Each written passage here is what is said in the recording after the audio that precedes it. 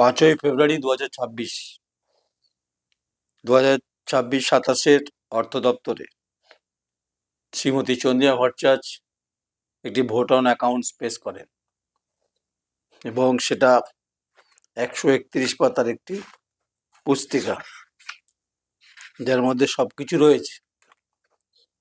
তো এই উপসংহার যখন শেষ করেছেন চন্দ্রিমা ভট্টাচার্য, সেখানে কিছু কবিতার কথা উল্লেখ করেছেন। তারপর মূল সাবজেক্টে আসছি।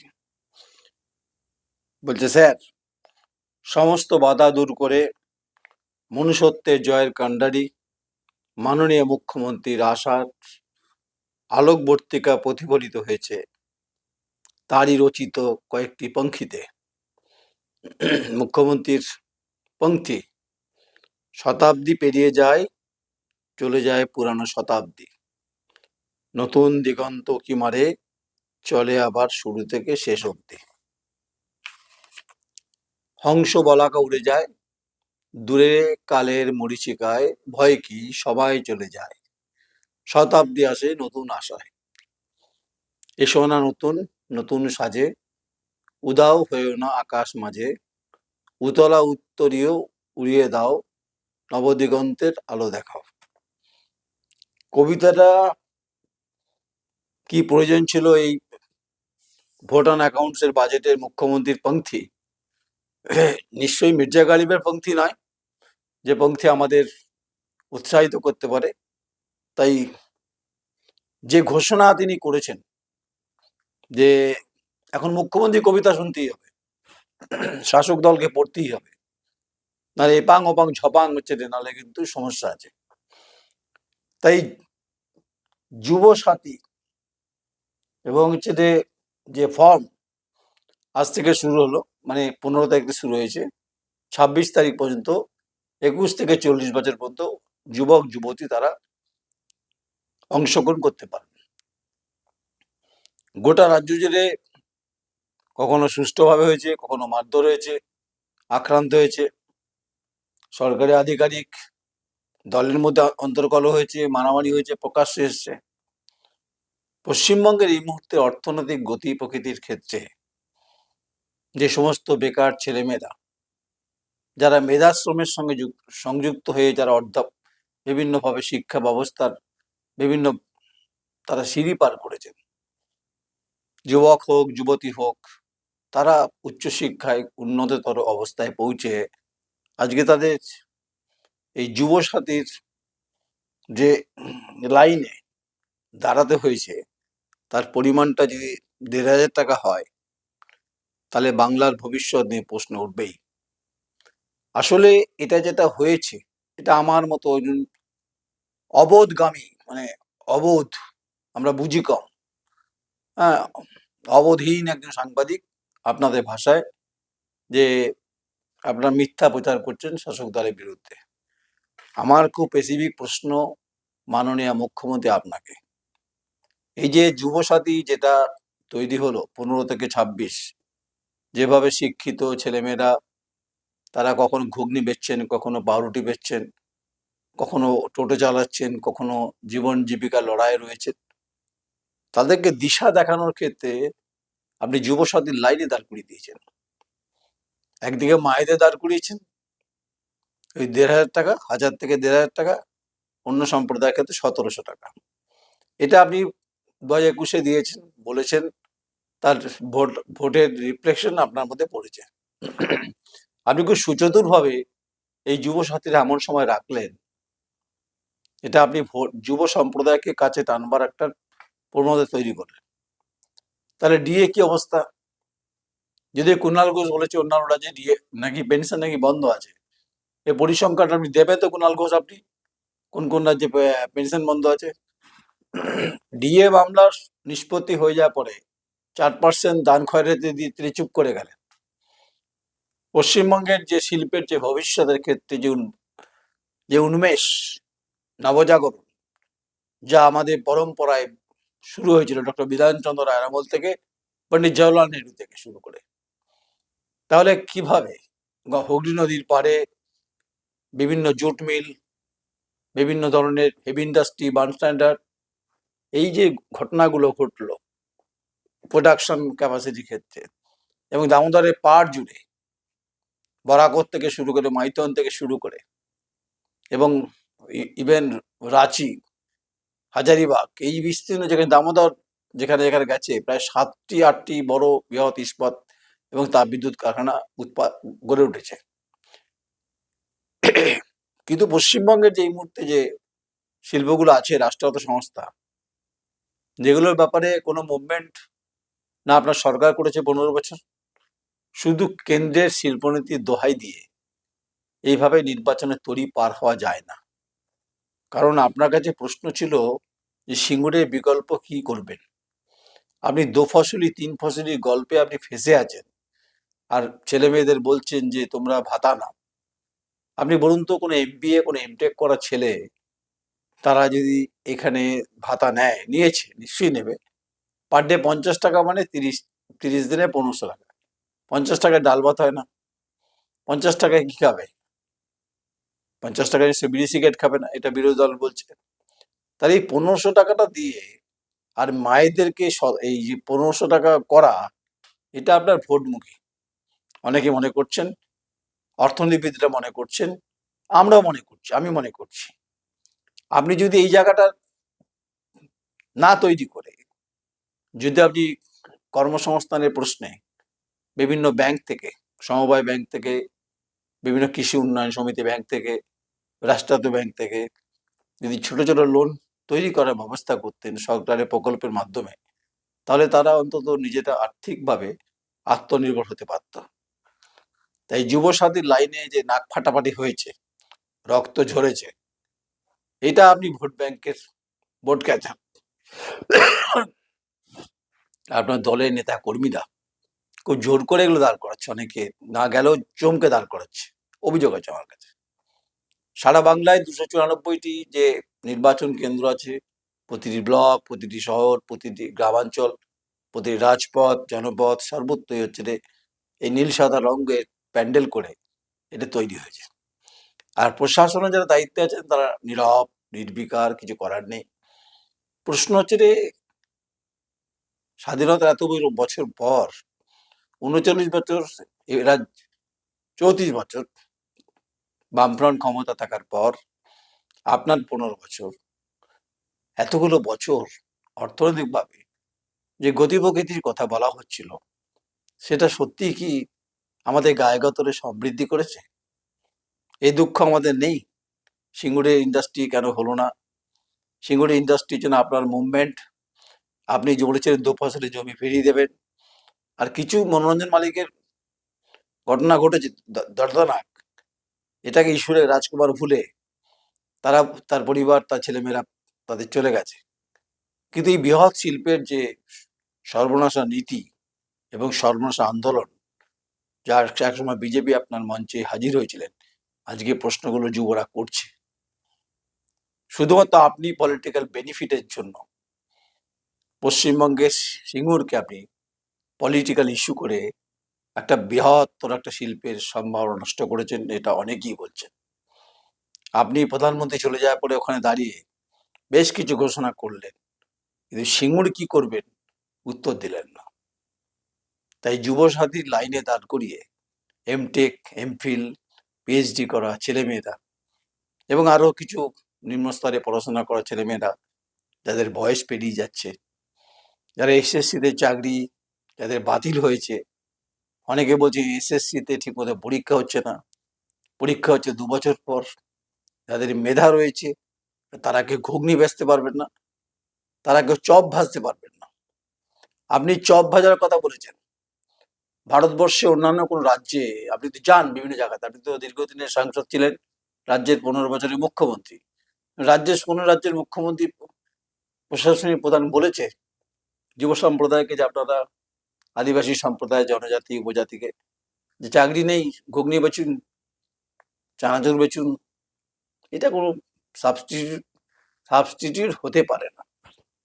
তাই গিমিক চমক দিয়ে যে ঘটনাগুলো বাংলায় আপনি ঘটাচ্ছেন, এটা আপনি ভোট ব্যাংককে ধরে রাখার চেষ্টা করছেন। কারণ একদিকে বিভিন্ন দল তারা আপনাকে আক্রমণ করছে, আক্রমণ করা স্বাভাবিক।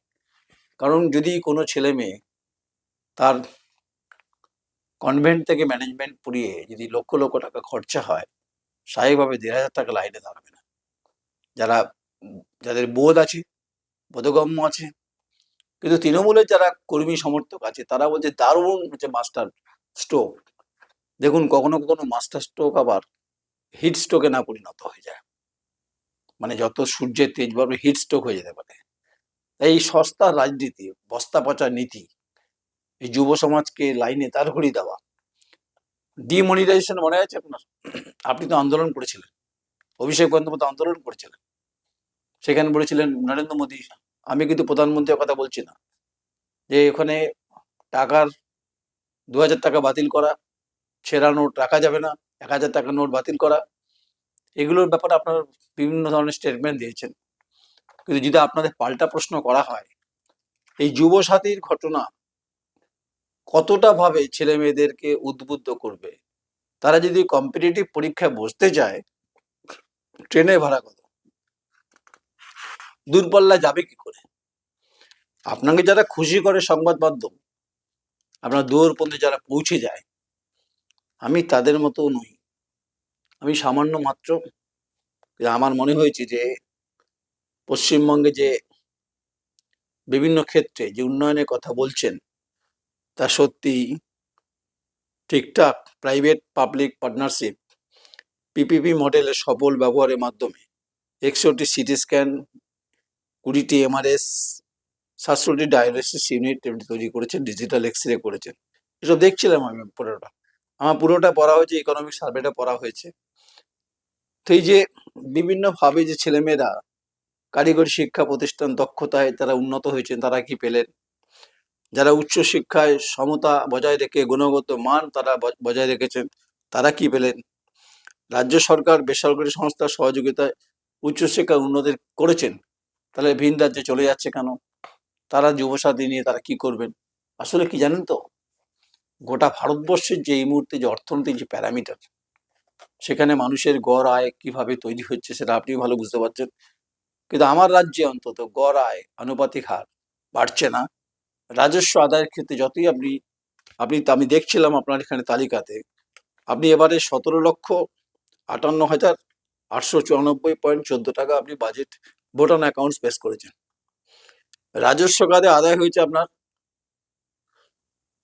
২,৮৭,৭৯১.৭৩ লক্ষ টাকা, আর হচ্ছে রে রাজস্ব খাতে ব্যয় হয়েছে ৩,০৯,৫৫১.০৭ লক্ষ টাকা। সরকারি ঋণ কত? পরিমাণটা অনেক রয়েছে। সেটা হচ্ছে যে এই যে পরিস্থিতি তৈরি হলো, রাজস্ব খাতে আদায় বৃদ্ধি হতে পারত, বিভিন্ন খনিজ সম্পত্তি হতে পারত, ছেলে মেয়েদের বিভিন্ন কাজে লাগাতে পারতেন। দেউচা পাচামির ভবিষ্যৎ নিয়ে কোনো কথা বলছেন না আপনি, তার সমুদ্র বন্দর নিয়ে কোনো পরিকল্পনার কথা বলছেন না আপনি, দুর্গাঙ্গ নিয়ে ব্যস্ত, মহাকাল নিয়ে ব্যস্ত আপনি, একটা জগন্নাথ ধাম করেছেন আপনি। কিন্তু প্রশ্ন হচ্ছে পশ্চিমবঙ্গে পর্যটন শিল্প গুরুত্বপূর্ণ ঠিক, কিন্তু পশ্চিমবঙ্গে যে সমস্ত লক্ষ লক্ষ যে পোস্টগুলো খালি হয়ে পড়ে আছে, সেগুলোর ক্ষেত্রে আপনার কোনো ব্যবস্থা নেই কেন? যদি এই ছেলে মেয়েগুলো চাকরি পেতো, বা যদি পরীক্ষাটা ঠিকঠাক হতো, পিএসসি এখন যায় না কি অবস্থা, এসএসসি যে ভূমিকা, তাহলে বহু ছেলে মেয়ে চাকরি, কারণ অনেকে রিটায়ারমেন্ট হয়ে গেছে, তাদেরকে এক্সটেনশন দিয়ে রাখা হয়েছে, ডিএ মঞ্চে বসে আন্দোলন করছেন, ঠিক আছে, তারা তাদের মতো করছেন। ডিএ মৌলিক অধিকার, যদিও আপনার দল মানতে চাইছে না, কুণাল ঘোষ। তো তাহলে এই যে সামগ্রিকভাবে যে পরিবর্তন তৈরি হয়েছে, এরা বিভিন্নভাবে বিভিন্ন জায়গায় তারা ইনক্লুড হতে পারতেন। সেই বস্ত্রশিল্প হোক, পাট শিল্প হোক, রেশম শিল্পে হোক, চিত্রকর শিল্প হোক, যেগুলো কার্যত বিলুপ্তের পথে, যেগুলো কার্যত অর্থনৈতিকভাবে যোগান দরকার আছে, আপনি সেটা না করে আপনি ভোট ব্যাংকের দোহাই দিয়ে যুবসাথীকে আপনি কিভাবে আপনি রিফ্লেকশন অন ইকোনমিক প্লেটে আপনি রাখবেন, এটা আপনি ভালো বলতে পারবেন। আপনি অনেকদিন রাজনীতি করছেন সংসদীয় গণতন্ত্রে, কিন্তু আপনি তালগোল পাকাচ্ছেন। তাই আপনার দলের কর্মীরা উৎসাহিত হবে, তারা লাফালাফি করবে, তারা গ্রামে গঞ্জে কাসর বাজাবে, আমার সরকার যুবসাথী দিয়েছে, কন্যাশ্রী, লক্ষ্মীশ্রী বাড়িয়েছে। এগুলো পশ্চিমবঙ্গের ভবিষ্যৎ নয়, সাবস্টিটিউট নয়। সাবস্টিটিউট যদি হতো তাহলে আপনার এই কবিতাটা কোনো প্রয়োজন ছিল কি? হঠাৎ করে এই কবিতাটা রাজ্য বাজেটে কোনোদিন, আমি তো দীর্ঘদিন বিধানসভা করতে করতে হাসিম আব্দুল হালিম, বুদ্ধদেব ভট্টাচার্য থেকে শুরু করেছি, কিন্তু কোনোদিন কোনো বাজেটে, হ্যাঁ কবিতা থাকে, রবীন্দ্রনাথের থাকে, বঙ্কিমচন্দ্র থাকে, যাদের বিখ্যাত বিখ্যাত কোট থাকে, আপনি নিজেকে এস্টাবলিশ করেছেন এই কবিতা দিয়ে। যা আপনি বলতে চাইছেন যে দূরকালে মরীচিকায়, ঠিকই এই যে বাংলার যুব সমাজ এবং যুবতী, শিক্ষিত, মেধাশ্রম, কায়িক শ্রম, তারা অন্ধকারে মরীচিকায় হাতড়াচ্ছে, আর রাতে জোনাকি পোকার আলোয় তারা দিশা খুঁজছে, যা আপনি দেখাতে পারছেন না। তাই ভোট ব্যাংকের রাজনীতি বন্ধ করুন, আর পলিটিক্যাল বাইনারি ঘুমানোর চেষ্টা করবেন না। সিঙ্গুরের শিল্পটা করুন, শিয়ালের ডাক বন্ধ হয়ে যাবে। নন্দীগ্রামে কি করেছেন পরিষ্কার নয়। তার সমুদ্র বন্দরে গ্লোবাল টেন্ডার কি অবস্থা সেটা পরিষ্কার নয়। আপনি আইটি হাব করেছেন বিভিন্ন জেলায় জেলায়, কি অবস্থা। এবং আপনি হচ্ছে দুর্গাম করছেন, এটা নিয়ে চলছে। একদিকে ধর্ম, একদিকে হচ্ছে রাজনীতি, একজনের মাঝখানে জাতাকলে পড়েছে বেকার ছেলেমেয়েরা। আপনি খবর নিয়ে সুন্দরবনে যারা কাঁকড়া শিল্পী, যারা প্রতিদিন রয়্যাল বেঙ্গল টাইগারের মুখে পড়ে, মৎস্যজীবীদের ক্ষেত্রে প্রধানমন্ত্রী বলছিলেন যে মৎস্যজীবীদের জিপিএস সিস্টেম করে তাদেরকে একটা একটা ছাতার তলায় নিয়ে তাদেরকে অর্থনৈতিকভাবে সাহায্য করা, সেটা হয়নি রাজ্যে। কৃষক নিধি সম্মান সেটা পৌঁছায়নি, সংখ্যাটা প্রচুর। এই যে পরিসংখ্যানগত যে লড়াই শুরু হয়েছে, তাতে দেখুন ভারতবর্ষের অর্থনৈতিক বুনিয়াদি এই মুহূর্তে খুব শক্ত। ইন্ডাস্ট্রি ক্ষেত্রে একটা ব্যাপক সম্ভাবনা তৈরি হয়েছে, সব রাজ্যেই কথা বলছি। তাহলে Bengal things today, Delhi things tomorrow, কিন্তু বহুকাল ধরে বলছিলেন, অনেকেই বলেছেন, আমাদের আগের প্রজন্ম পূর্বসূরীরা বলেছেন। তাহলে বাংলার ভবিষ্যৎ কি? যুবসাথীতে লাইন দেওয়া আর লক্ষ্মীর ভান্ডারে 500 টাকায় সমৃদ্ধি হওয়া, বৃদ্ধি হওয়া, মায়েরা গিয়ে অ্যাকাউন্টে টাকা তুলবে। স্বামীদের নাকি, আমরা বলছিলাম, বিজ্ঞাপন দেখছিলাম যে স্বামীদের কাছে হাত পাততে হবে না। এটা কোনো বিকল্প হতে পারে? বৈকল্পিক অর্থনীতির মধ্য দিয়েই হচ্ছে রাজ্যের চেহারা গতি পাল্টাতে পারে। জানি না আপনার এই পোস্টমর্টেম বিভিন্ন সংবাদ মাধ্যম করছে কিনা, তারা হাউ হাউ চিৎকার করছে। তো যাই হোক, আপনি যেটা ভেবেছেন সেটা অদূর ভবিষ্যতে কিন্তু এর ফসল আপনাকে গুনতে হবে, এটা নিশ্চিত থাকুন। মতামত দেবেন, অনেক বড় সাবজেক্ট, আলোচনা করলে শেষ হবে না, কারণ হচ্ছে এটা অনেক বড় বই। এই পাতা পাতা পাতা ধরে আমি অন্তত বলতে পারি যে সরকারের যে মূল যে অভিমুখ ছিল, রোটান্ডায় প্রথম প্রেস কনফারেন্স 2011, সেখান থেকে সরকার সরে গেছে। তখন যুবশ্রী, লক্ষ্মীর ভান্ডার, এই সমস্ত গল্প আসে। এখন শুধু পশ্চিমবঙ্গের স্ত্রীতে ভর্তি, বিভিন্ন স্ত্রীতে। আমি জানতাম যে, আমরা জানি যে স্ত্রীতে নামের আগে থাকে যুবশ্রী, কন্যাশ্রী, অমুকশ্রী, তমুকশ্রী, সব স্ত্রীতে ভর্তি। আর হচ্ছে পশ্চিমবঙ্গের থেকে যখন অন্য রাজ্যে যখন মানুষজন যায়, শিক্ষিত মানুষজন প্রশ্ন করে যে রাজনীতি আপনাদের কাছে কম্পালসারি, আর ইকোনমিক হচ্ছে আপনাদের কাছে অনেকটা গুরুত্বহীন অবস্থা। কিন্তু এটা বুঝছেন না যে গুরুত্বপূর্ণ হচ্ছে অর্থনীতি, রাজনীতি হচ্ছে পরে। রাজনীতির হচ্ছে পলিটিক্যাল ফায়দা, একটা গণতন্ত্রের লড়াই, কিন্তু অর্থনীতি হচ্ছে বেঁচে থাকার ক্ষেত্রে, রুটি কাপড়া মাখানের ক্ষেত্রে বেঁচে থাকার জন্য গুরুত্বপূর্ণ।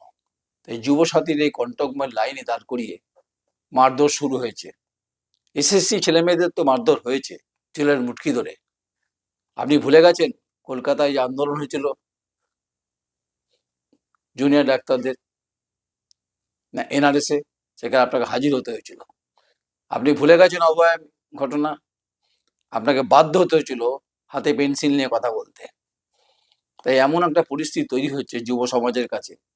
ভালো মেসেজ কি যাচ্ছে? কুচবিহার থেকে কাকদ্বীপ, কাকদ্বীপ থেকে পুরুলিয়া, পুরুলিয়া থেকে আসানসোল, আসানসোল থেকে একদম কালিম্পং, এর উত্তর আপনি দেবেন, কারণ ভোটটা আপনি করাবেন আর জিতবেন চেষ্টা করছেন, আর চতুর্থবারে মুখ্যমন্ত্রী হবেন। কিন্তু পশ্চিমবঙ্গের ভবিষ্যৎ কি?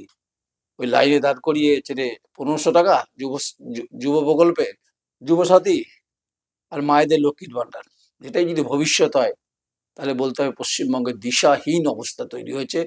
তার জন্য দায়ী থাকবেন আপনি নিজে, মমতা বন্দ্যোপাধ্যায় মুখ্যমন্ত্রী আপনি। নমস্কার। আমার এই প্রতিবেদন আপনাদের ভালো লাগবে না, সমৃদ্ধ করবে না, উন্নত করবে না, তবু আমার মনে মনে হয়েছে এটা বলা যেতে পারে, আমি তাই বলেছি। সমালোচনা করবেন, গঠনমূলক সমালোচনা করবেন যে আমার আপনার বাড়ির বেকার ছেলেমেয়েরা যুবসাথীর লাইনে দাঁড়াবে কিনা। কেউ বলছে সরকারি ভাতা নিতেই হবে। এই যদি নিতে শুরু করেন তাহলে আপনাকে কিন্তু মাথা নত করে থাকতে হবে। আপনার মধ্যে অর্থনৈতিক স্বাধীনতার চেতনা থাকবে না এবং বৈকল্পিক ভাবনা আপনার মধ্যে নিমজ্জিত হবে। এটা পশ্চিমবঙ্গে এই মুহূর্তে কঙ্কালসার একটা চেহারা, যা সুদূর প্রাচ্য বা সুদূর আরব, সুদূর সমুদ্রের ওপারে, মানে আরব সাগর বলুন, ভারত মহাসাগর বলুন, প্রশান্ত মহাসাগর বলুন, দেশগুলোতে রিফ্লেকশন পড়ছে, এফেক্ট হচ্ছে বাঙালি সমাজ সম্পর্কে। ভেবে দেখবেন মুখ্যমন্ত্রী মমতা বন্দ্যোপাধ্যায়। আমি ঠিক বললাম না ভুল বললাম? নমস্কার।